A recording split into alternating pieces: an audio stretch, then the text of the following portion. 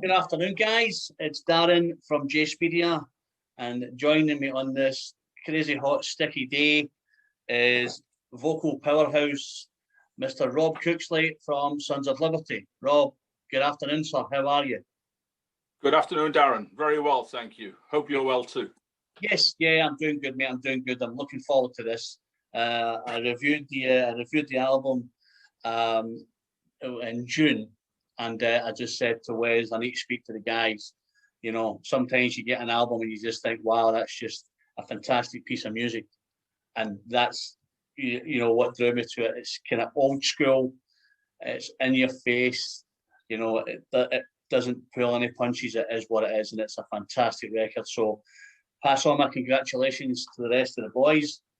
I will do. I will do. Thank you very much, Darren. It's we're very proud of it, as you can imagine.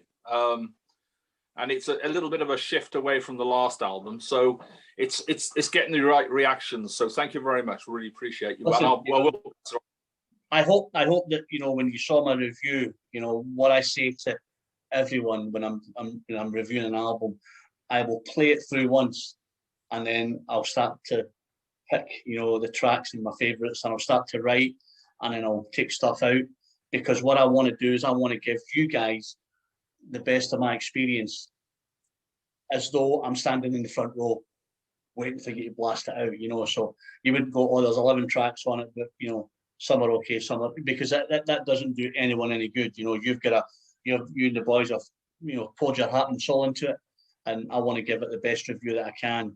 And I know that you guys, I think, had read it, and I think you were quite pleased with it. So that makes my job a whole lot easier, that when I'm coming to chat to you, you know, that you've got good feedback and good positive vibes. But it's honest to God, it's good old fashioned rock and roll, and I know that that's what you guys were trying to do with it. Yeah, we as Fred always says in his interviews, we've been around the block a few times. You know, we were all in bands in the late 70s, early 80s. We didn't know each other then, of course, but we all have our different influences. All the boys come from different backgrounds. I'm a Welshman. My first band was a Welsh band, a Welsh-speaking band, believe it or not. Well, that's not your fault, mate. We won't hold that against you. You know. Hey, listen, all us Celts need to stick together. You know that. Listen, but there's a lot of influence, Darren. To be honest with you. Yeah. Listen. Do you know what? You know, you're right. I think, you know, when you guys got together, it was probably a coming together of the same minds, because you'd all been in bands of the same ilk. You know, you're seasoned. The way I look at it, like myself, Rob, we're seasoned professionals. You know, and you know what you're doing. And I think to pull together, you know, you five, it's a match made in heaven. Well, it is. I think, you know, again, the boys come from, particularly Fred and Moose, they come from a bit of a metal-y type of background. Moose in particular had a really quite successful band in Bristol over the early 80s. Fred has had some success. And then we've got Steve on drums, who had success with a prog band late 80s. Multi-story, and then Mark is a seasoned musician. So yes, we are coming from a different background. I'm a bit melancholic. I like the Marshall Tucker bands more than the Black Cherries, to be honest with you. But I think we all appreciate each other's different skills, and it's like a little melting pot. It really works.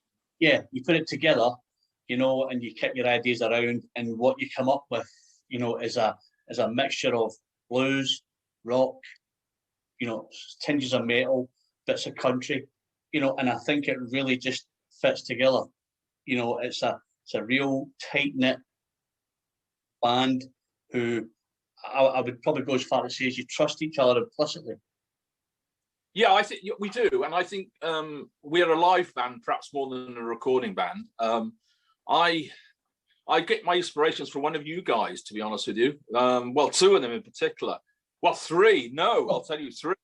The vocalist in particular was Frankie Miller. I love Frankie Miller. Frankie Miller was a great inspiration to me in the 70s. And then the other guy, of course, was Dan McCafferty from Nazareth. I thought his vocal style was unbelievably. And then, of course, you had the greatest of all, which was Alex Harvey. To me, there's never been another Alex Harvey, there never will be. And from the point of view of craft, I like to think that I'm not like him, but I like to do things on stage that perhaps he would have done or similar. But I think that's great that you've mentioned 3 all-time good guys. Obviously, a good friend of mine was in Alex Harvey, Mr. Chris Glenn. Oh, of course, yeah, Chris, the bassist, brilliant. He's a really good friend of mine. Oh, amazing! Well, I saw Zal about 2 years ago at the Giants of Rock, and I caught the Sensational Alex band once when they played Swansea Football Ground. And the most amazing thing that ever happened, I'll never forget it. I was there. It was supporting the Who, and Alex came onto the stage, and there was a prison behind the football ground, and he came on, and you could see there was people looking out the prison. They were hanging out the windows because they could see the show, and he pointed at them and he said, "This is for all of you. This is a song called Framed," and I thought the epitome of showmanship. Brilliant. Yeah, I think Scottish guys, musicians, I think they have the knack of, like they see a prison and they think Framed, or if a song's called Injustice or whatever, and it just comes out, and I think it just makes, it makes the show kind of what it is. And I guess that you guys, as I say, we're all of that same ilk. I think you have that electricity when you go on stage. I think people know that when they come to the show, they're just going to get a good old fashioned rock and roll hour and a half of you guys doing your thing, and they think they're going to get value for money. I think the interesting thing for me, Darren, is I think the theatrics have gone out of rock and roll a little bit. There's some absolutely fabulous bands out there at the moment, and as you can see by the new wave of classic rock, to be honest with you, there's not a Duff band on there. They've all got their own individual skills and sounds, which is incredible. However, some of them are very structured in the way they present their shows. And you might as well, for me, a show is to see something. It's to be moved a little bit. And, I've always liked those type of shows. And I suppose we take that into the band and we do it on the stage. And it's just, it's your time. That hour and a half on stage is your time, and you share it with the guys out there. And I suppose Fred summed it up a couple of weeks ago on an interview. He said, "This is the type of band we'd like to go and see ourselves." Yeah, Yeah. Listen, I think there's no greater compliment than that, Rob. Well, no, I think that's what it's all about, Darren. I think people pay money, or if not, they pay money. They go out for the evening to be entertained. The music is, I think, 70% of it. The 30%, which is pushes you over the edge, is what you're doing on stage and getting the crowd involved. I think you're right. Stage presence. You could be 5 clean-cut guys in suits, and people go, "Oh, I remember the suits." But you guys walk on stage. You've got the long hair, you get the beards, but when you plug in your instruments and you plug in your mic, you get transported to a different place. And I guess you get the crowd who are transfixed because they're seeing 5 guys on stage just doing what they love to do, and they're bringing I think you're right, a slice of magic to the show. Some people go, "Yeah, Sons of Liberty, yeah, I've heard them," but I think when they see you, they go, "Geez, that was fantastic," And I think that's one of the greatest compliments you can get, because if you go on stage, you guys know you're good, you're tight, but I think when you see the reaction from the crowd, I think that makes, for you guys, makes it all worthwhile. Yeah, it was interesting. As you can imagine, I'm in a band full of egotistic guitarists and drummers, and it's interesting because they like to talk about their instruments and their people that have influenced them. I like to talk about the people who've influenced me. Yeah. And Bon Scott said one day, you know, if you're playing to one person and his dog, then you're playing to one person and his dog. It doesn't matter. You put the show on regardless, and you do it for him because he's come in, and you do it for you because you should be proud of what you're presenting. And I'm a totally agreement with that. You know, with all due respect, and I don't like criticizing anything else, but some of these bands who are put together, they haven't played in the pub where the toilet's leaking onto your equipment. They haven't pub where you get faced up by a load of people. In my case, you haven't played in a pub where you get attacked by a 20-stone woman who jumps on you and licks your feet. But anyway, that's another story. We won't go into that. But that'll be one for the book, Rob. I think you've got. I think you've got to earn the stripes a little bit, and once you've done that, then I think it's full steam ahead. And when you do have an opportunity of playing in some places like the Bathgate that we played a couple of years ago, we're playing in Troon soon. When you play with those, you're playing with all those great bands that are on there. You think to yourself, this is what it's all about. You play down here, but it's great to have those other gigs. Listen, I think when you play Troon, you'll be in for a real treat. It's just well. So going on. Well, we're going to be looking forward to that. But that's one of our highlights of the year, to be quite honest with you. And of course, I'm a big whiskey drinker, so I'm looking forward to coming up and trying some of the the good stuff up there. Oh, listen, there'll be loads of it. The hotel, I think, has a really good selection, and there's lots of little pubs round about Troon that have the whiskey for the acquired drinker. You know. Oh, brilliant! But the place itself, Rob, is really compact.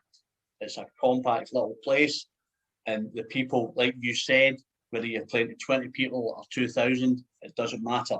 You go on and you deliver it, and that's what the Scottish people want.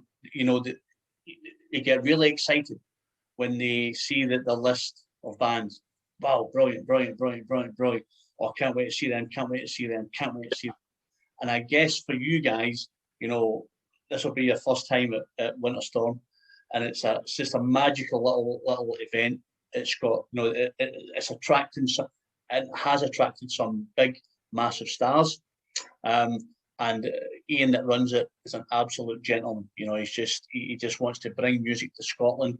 You know, and a lot of people go, where is it? It's near the seaside, and you're like, fuck, I bet you it's freezing. But you know what? It doesn't matter. You know, you turn up and you go, put me on the stage, and the place is just rocking. It's a fantastic little event. It's got all the beers, it's got all the food, and everybody just mixes together. You know, when you finish, after you do the show, you go and do your merch, and they just want pictures, they want to chat to you, they want to, you know, get your life story, and they just want to know about Rob and Fred and, you know, and Mark and Andy, what he's all about. What did you do? Can you spare 10 minutes? And this is all they want. They just want to, you know, hang out with you guys and just tell you what a blinding set you played, or you're my new favourite band and stuff like that. And I think you will just go down an absolute storm. Well, we were very disappointed, of course, that we weren't able to play last year. But we're so grateful, to be honest, on the festival this year. I'm equally excited because one of the bands that a couple of guys I used to play with, Weapon UK, I used to play with Jeff in the Mick Underwood band, and you know, I haven't seen him for a long time, and I've never seen Weapon, which is really weird. So I'm looking forward to seeing those guys in particular. And you know, it's a social event. There's nothing better than standing behind the merch and talking to people, and I love all that. It's part of the show. And you share a whiskey with them, have a chat, and I'm looking at again. That's one big thing I'm looking forward to be honest with you. And I know the boys are all.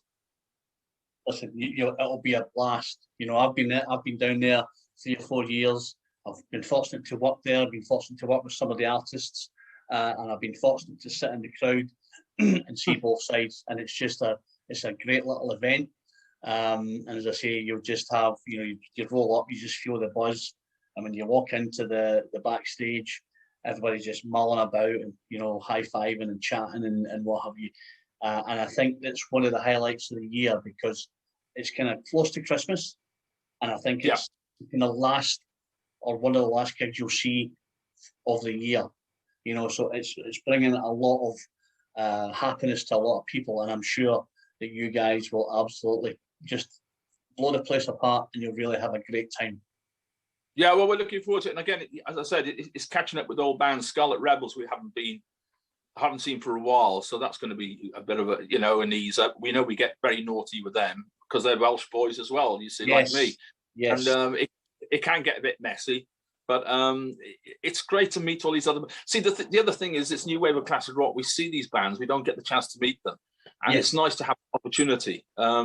I know it's been put through the ringer a bit over the last couple of weeks, but it's quite a frustrating thing, Darren, because the people who followed new wave of heavy metal are the same people who are following this, and I think they're losing the point a little bit. You know, get involved and support these young bands. We don't have the support like they used to in the 70s, and these bands need the support. And I'm glad to say that people are getting behind it, and there's some amazing bands out there. Absolutely amazing. There's lots of new stuff coming through, Rob. There really is, you know, and I think, like you have just touched on there, that this for me is one of the most favourite parts of my job, where, you know, you just get to spend half an hour, you know, talking about the good old days, you know, and absolutely, you know, best place you've played, who you played with, and then getting to know the artist, so that when you see them, you know, at a show, you can see. Remember, we had our interview, and it's like, yeah, and it's like two old buddies just coming together, and I think that's what the community does. Well, it is, and you know, they're a very loyal crowd, rock crowd. They're a very loyal crowd, and they give everybody the opportunity. They treat everybody with the respect, the bands, and I think I know the bands respect them as well. And talking, you know, on their behalf, they are an incredible loyal people. And they deserve a good time when they come to these festivals, and they deserve a good show, and they deserve a good experience, to be quite honest with you. Yeah, absolutely. And you know, they pay their money, and they rightly they need to see something they enjoy. And I think you're not going to be disappointed. I'm sure you know that anyway. You're not going to be disappointed with all the bands on this one because they're all fabulous. Absolutely not. So what's it been like for you for the last 15 months? You've probably been asked that question, Rob, but I guess, you know, like for me, you know, the reviewing and interviewing side of this business, I've probably never been busier. You know, I get probably 10, 12 bits of music every single day from my boss from all over the world. So there is obviously bands, solo artists, duos, trios making music. So, I mean, obviously for you guys, made the album and then couldn't tour with it. So, was that a frustrating time for you and the boys? How did you fill your time? Are you writing the next album that we're going to hear? Or is that still in the pipeline? Well, there's a bit of a sore subject, Darren, because I write the lyrics for the songs, and Fred puts the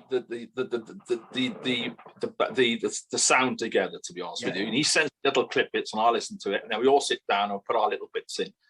Well, I've done my bit. I've got around about 30 or 40 songs that are ready to go, and Fred's dragging his feet a little bit. I can tell you now, I wouldn't say this to him, but he's dragging his feet. He needs to get himself sorted. But anyway, that's another thing. From the point of view of the band, you know, it's very strange.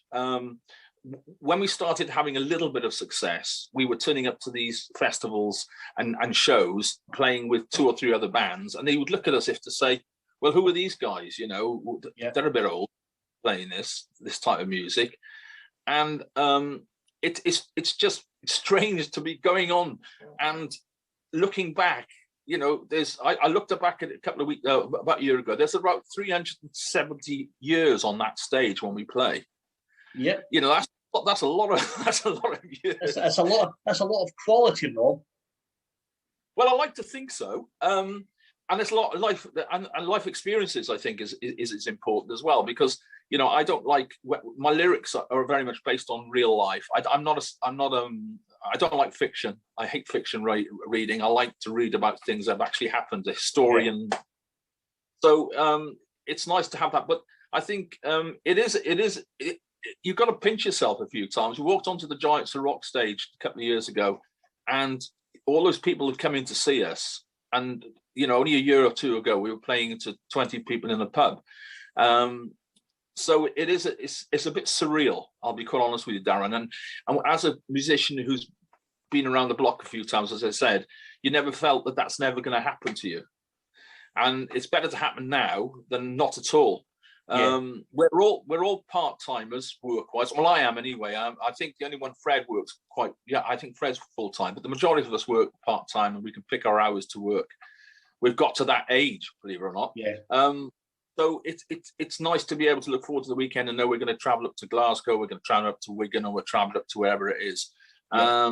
Knowing that we're not it's an awful thing to say, not dependent on the music, on the money. Yeah. I think that's the sad thing about it. A lot of these bands put so much into it, and they give up their jobs and they give up their careers, and there's no money coming into it, and it's quite frustrating. I see it, and it's difficult for new bands to be able to make it to the top. Yeah. And Stone Broken were a band that supported us, believe it or not, and they've gone and done so well. Yeah. It's incredible what they're doing. So there is success there. Whether there's money in it, I don't know. I don't know at their level. I couldn't say. But we don't make money, but we don't lose money either. So that's a nice thing. I think that's a nice way to look at it, Rob. That you're not dependent on the money, but I think, like you've said, in our journeyman time of life, that you go and do it for the enjoyment. And yes, if you get a couple of quid here and there, and you get the pats in the back of, you guys are absolutely brilliant, I can't wait to see you again, then I think that's what makes it more than worthwhile. There's nothing better than having that feeling of people have appreciated what you've done, and they're getting a lot of joy out of the songs we've done. We didn't tour Animism, to be honest with you. It all happened. We did the launch of the album, and within about a month of that, it all got cancelled, and we couldn't tour that one. Fortunately, at the moment, fingers crossed, we are able to tour this one. And we've got a lot of shows coming up, which is nice. And as I said, we're looking forward to those. However, we don't, in this climate it is at the moment, Darren, it's so difficult to know what's going to happen. Absolutely. Yeah, absolutely. And I worry for the venues more than anything. These guys have put their heart and soul into these live venues, and people are reluctant to spend money, or they're reluctant to go and see shows because of everything. And I hope they come out the other end, in a good situation. However, it does concern me, I'll be honest with you.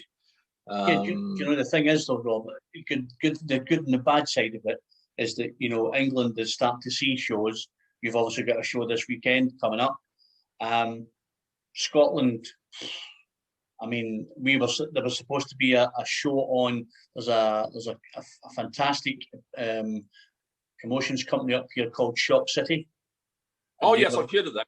Yeah. Shock City. They were putting on a show in about 2 or 3 weeks' time, and I think they've just had to cancel it.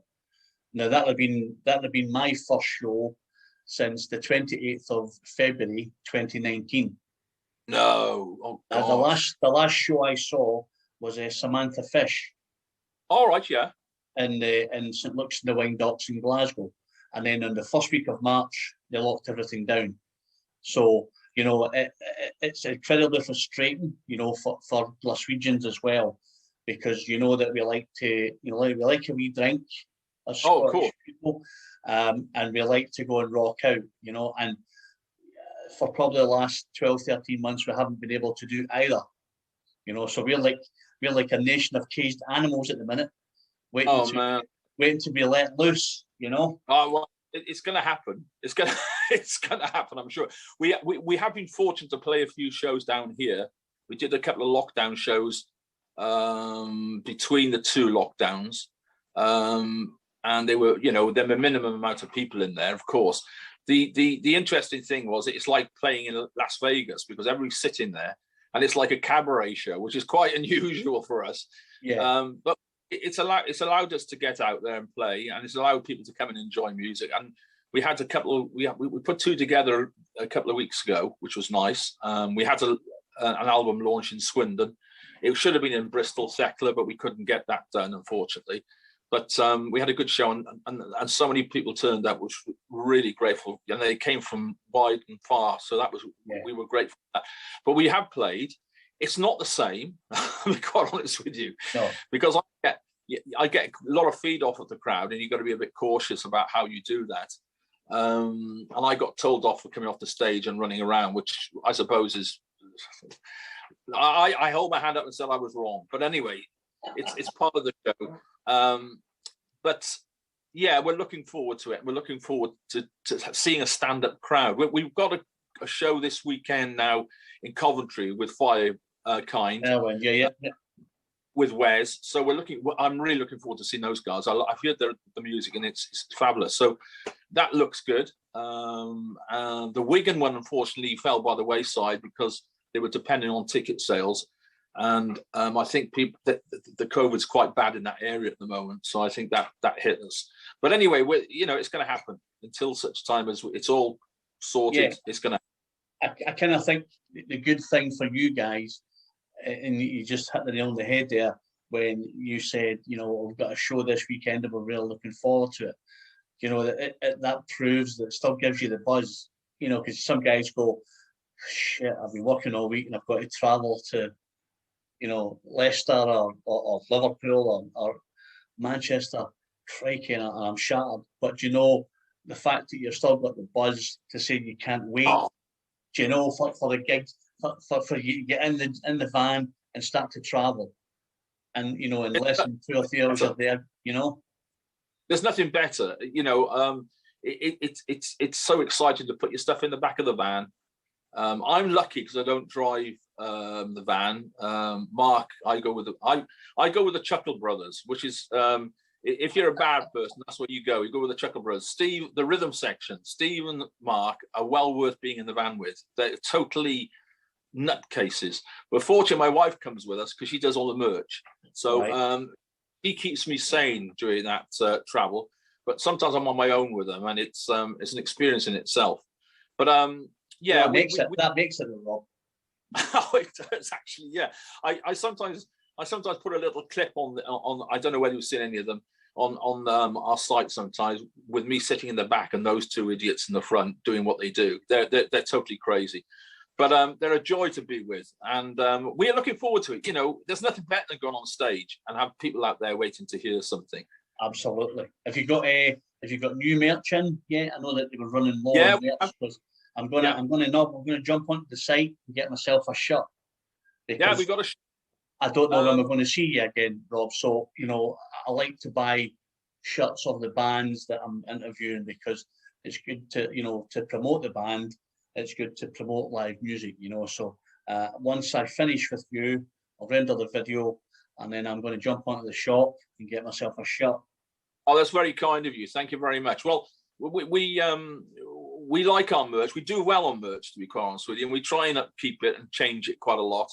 I think we've got 2 or 3 different shirts now for the new album, or 2 shirts for the new album, and we do well on them. We got the album coming out now at the end of next month, I believe. The vinyl, the vinyl package we're very excited about. We've worked really hard on that.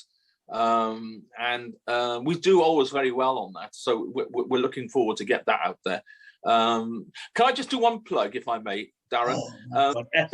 This is the thing about you bloody rock stars. You come on and you go, just before I go, can I plug? And then you're like, oh, here we go. Yeah, listen, the thing is, Rob, we get between 120 and 150,000 subscribers every month to the website. So this video will go to America, it'll go to Australia. Brilliant.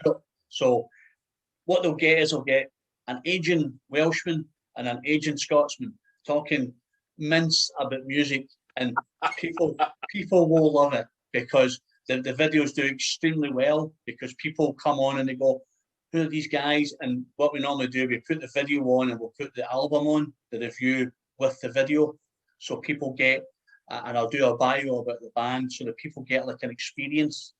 They read about the band and they go, wow, these guys sound fantastic. They've got this, this, and this. They've played here, here, and here. Here's the video, and people go, oh, this guy sounds really interesting. They're probably talking about me, not about you, probably about me. And then they get the album review and they think, wow, I want to buy that. And that's what's good about it, because it leads on to, you know, lots of good things. So yeah, you can plug away. You can give me some money for plugging, and then we'll talk about it. But no, actually, it's not so much of a plug. It's just an announcement. Basically, we've got a new single coming out at the end of this week. We're releasing "Fire and Gasoline" as our new single. Cool. It's on the new Wave of Classic Rock album, which again is well worth getting. And please go in and buy that. We want to get that to the top 10 in the charts for all the bands on it, and for the new Wave of Classic Rock group. Yeah. The other thing is, I released a video a couple of days ago telling people who had bought the album that there's a little signature next to one of our songs called Ruby Star. Now, Ruby Star, we made our video, and I got these big pictures up from the original cameraman who took them, and we're giving that whoever's got the album with that on it, and it's a little signature by me with a couple of crosses on it. Whoever's got that signature, I've got the pictures here. I want to send it to them signed by the band. It's theirs to keep, and it's one off. It's a total one off thing. I should be getting one, Rob, for that shameless plug.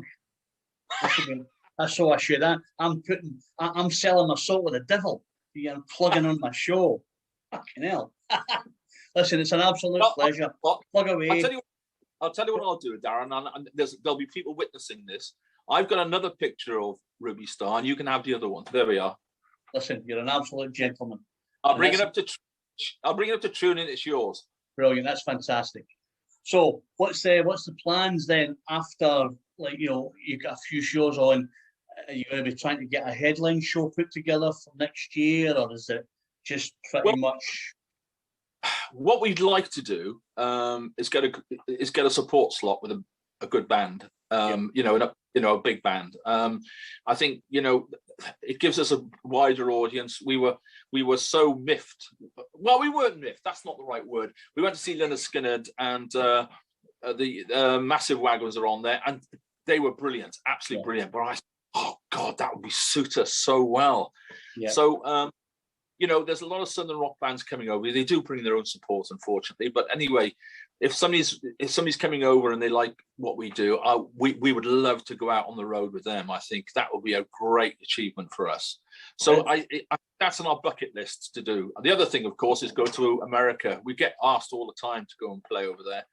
And so that's something that we're aiming for, but that's down the road, I'm afraid, at the moment. Yes, listen, I think the way you look at it, Rob, good things come to those who wait. So if the time is right for America, it will come calling, you know. And obviously with the help of this video, you know, there'll be stations in America and places like that who will probably start to think about coming to Britain, you know, and these kind of things open the doors. So let's hope that two aging rockers talking about music will spur on some PR company to say, let's get these guys on tour.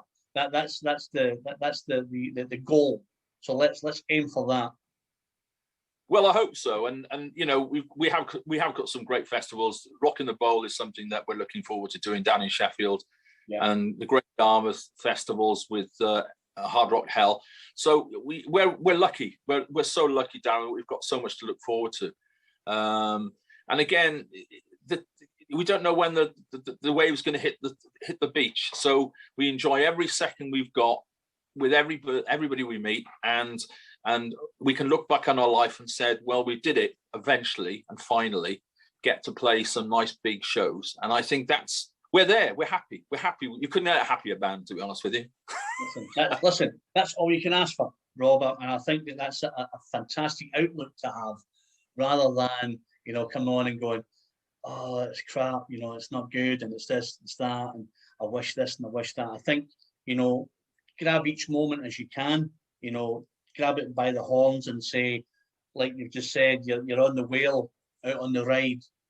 If the waves come crashing in, they come crashing in, and if the crest hits you, then keep it going. Well, we've got 2 albums on the wall, and we've got 2 EPs, which I never thought we'd ever do. 2 albums we thought we'd never ever do, around about 6 years ago, when we were a covers band doing Blackfoot and Molly Hatchet and everything. Yeah. And it just to look at those, go into the room and look at those and say, well, hey, this what more can you want in life? Incredible, mate. It's incredible. Absolutely. Yeah, so we're grateful for every moment we get and every gig we get and every chance we get to play in front of people and dare I say it, mess around and have a good time and enjoy it. And I think that's the most important thing. And, we laugh at it. I laugh at myself. I laugh at some of the silly lyrics I write. I can't believe I've written them. Some of them. Well, it's quite interesting. We went down to record the album and typical musicians, they don't listen to my lyrics when we're rehearsing the songs. They're just, oh, yeah, he's singing something, but it's all right. Yeah, right, yeah. Fine. And of course, it wasn't until we went into the studio that they could hear what I was singing when I was laying them down. And I remember Josiah, who is an incredible producer, and he was so supportive of us, and he did a great job of the album. He looked at the other ones and said, is he actually singing about that? And they said, yeah, he is. He's singing about medicine that's made out of sheep droppings, and he's singing about a lady who's caught the naughty virus and all. And I suppose at the end of the day, if you can get away with doing that, that you can get away with anything, really. Absolutely. Listen, absolutely. I know your time's precious, Rob. I really appreciate it. We've banged on for long enough. I could sit and talk to you all afternoon because it's just a pleasure to chat, with a like-minded muso who has many stories. But I will end it here. We've had a fantastic time. I thank you so much for coming on.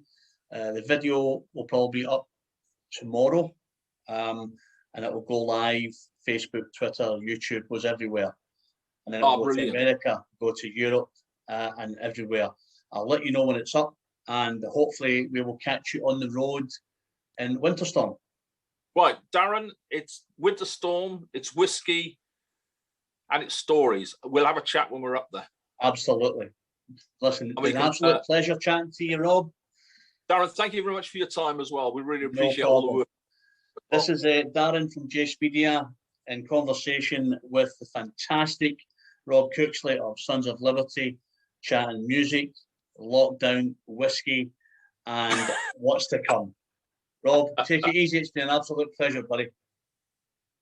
Take care, Darren, and thank you very much. Peace and love. Thanks, mate. Take care.